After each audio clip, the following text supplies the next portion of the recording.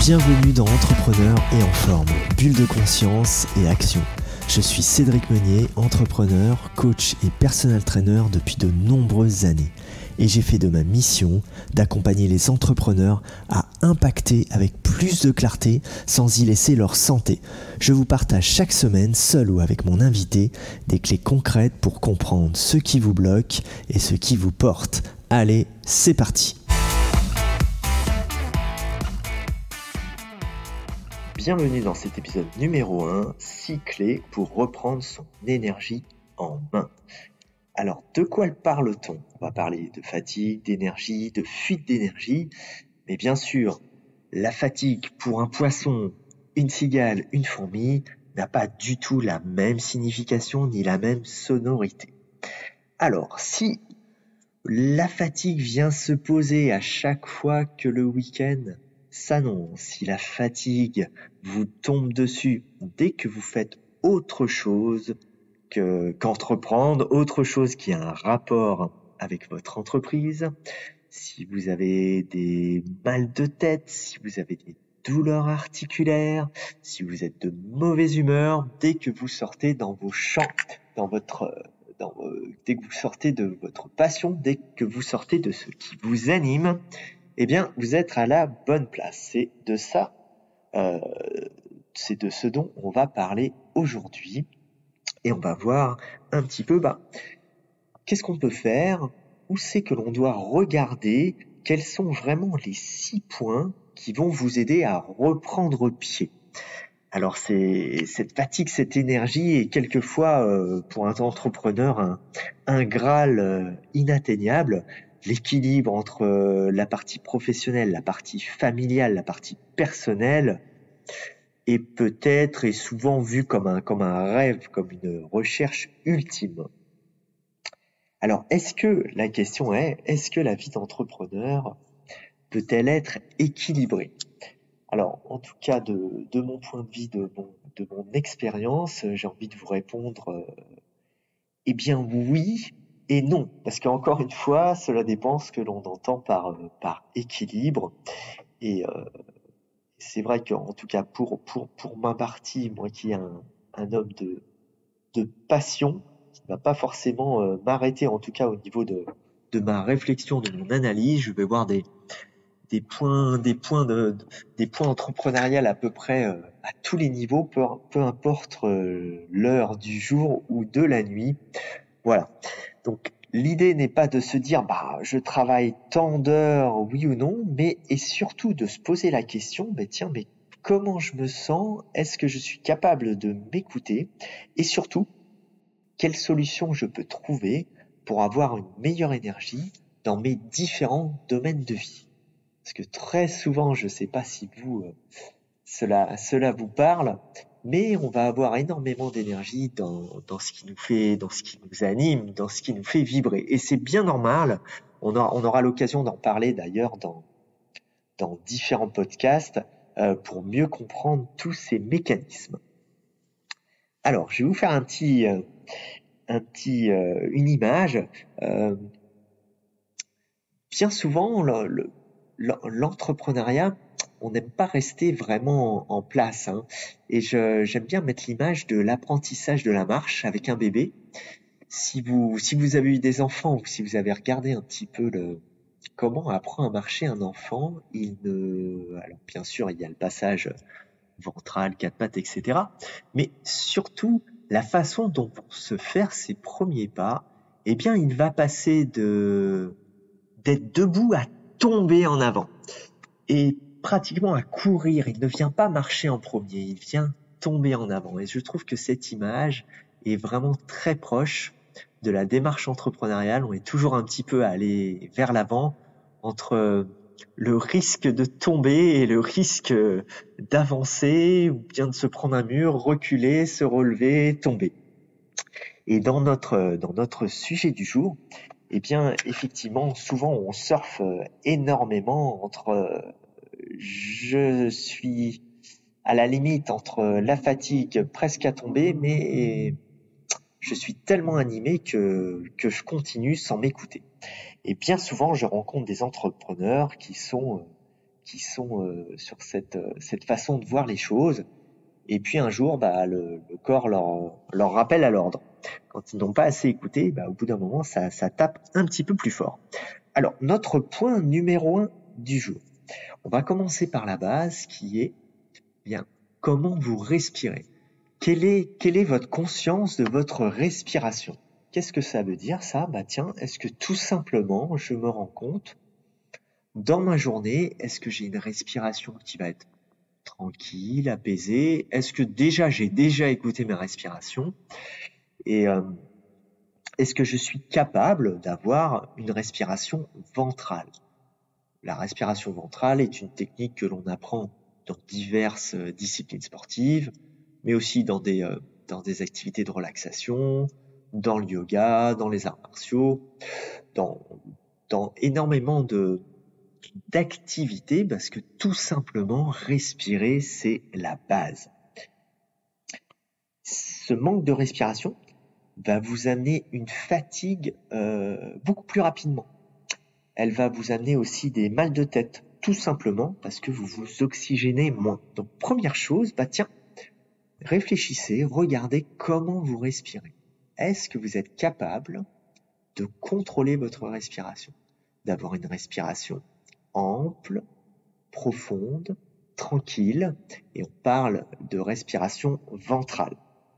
J'y reviendrai dans un prochain épisode pour vous donner quelques exercices qui peuvent permettre à la fois de mieux avoir conscience de comment on respire, de certains blocages, mais aussi quelquefois soit de s'apaiser, soit de se dynamiser selon les exercices. Le point numéro 2, il va être qu'est-ce que vous mettez à l'intérieur? Comment vous mangez et de quelle façon vous vous nourrissez? Alors bien sûr, on parle de base, mais c'est ce qui va vraiment faire la qualité de votre énergie du jour et ce qui va en découler. Il faut savoir que la digestion est extrêmement énergivore pour l'organisme.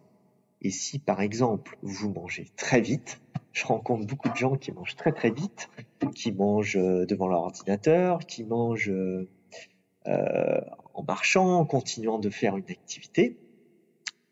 Et souvent, on va parler concrètement, ces personnes ne mâchent pas assez.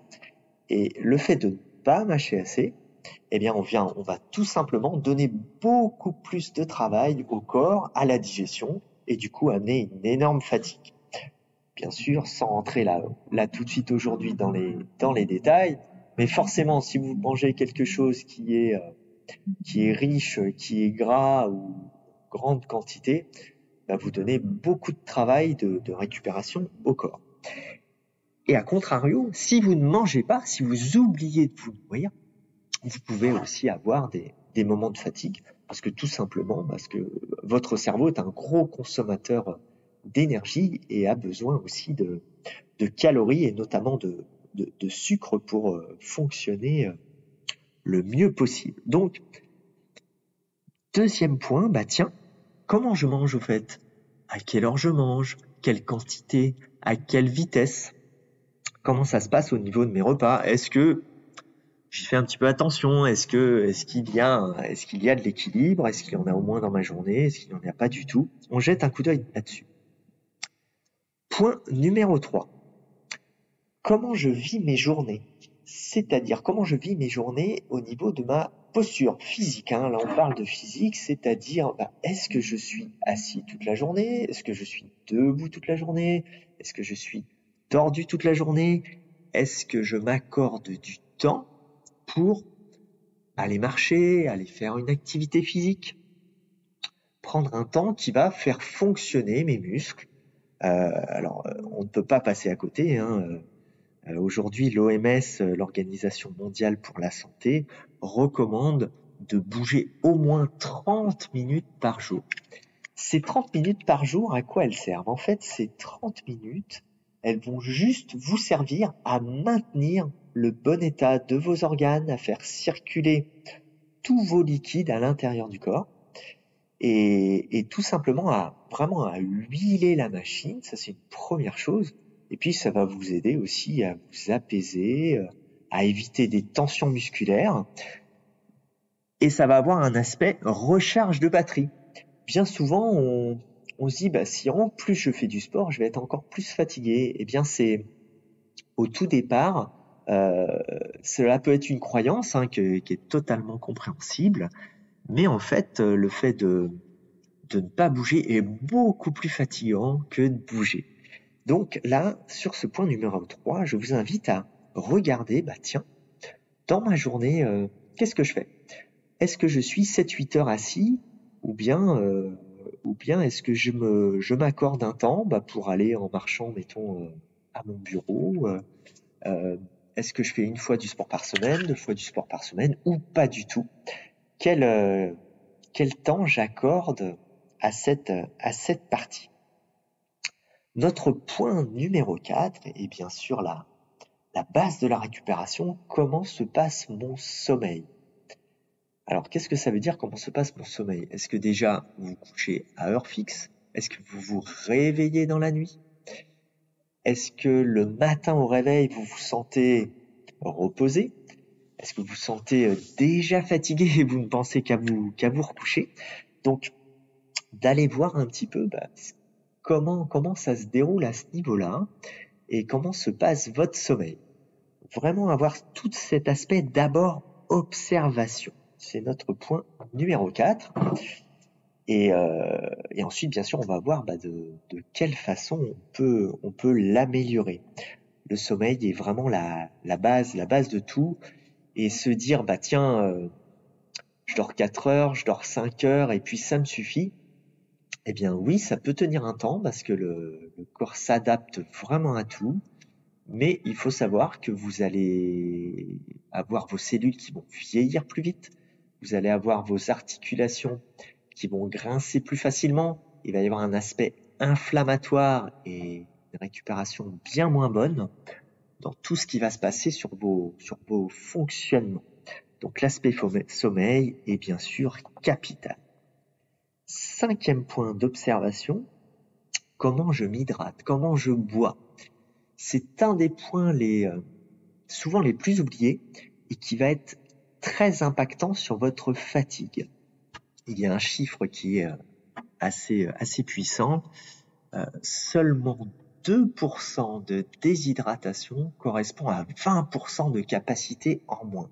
Ce qui est forcément, quand on y réfléchit, c'est énorme. Seulement 2%, on ne se rend pas du tout compte qu'on est déshydraté. Donc, l'hydratation est vraiment capitale et va vous permettre, encore une fois, vous avez dû en entendre parler, notre corps est fait à 80% de liquide, donc sans eau, on crée de l'usure plus rapide, du vieillissement plus rapide, et tout un tas de systèmes qui ne se fait pas correctement. Donc ça, c'est notre 5e point. Comment je m'hydrate? Pour vous donner un repère, sur une journée classique, pas une journée de chaleur, il faut boire au moins 12 verres d'eau dans sa journée. Ce qui correspond je ne parle pas de quelqu'un qui fait de l'activité physique, qui bouge, ça va être encore plus. Hors alimentation, on va être à peu près sur 12 verres d'eau.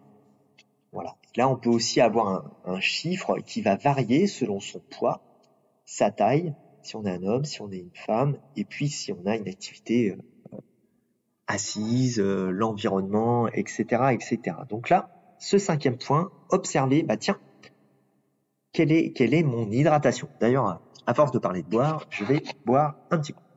Excusez-moi un instant. Voilà. Alors, 6e point, qui est un point qui est capital, qui est le plus puissant, qui va avoir un impact sur toute votre énergie et qui va être comment je pense, comment je réfléchis. Ça va avoir un impact hormonal énorme.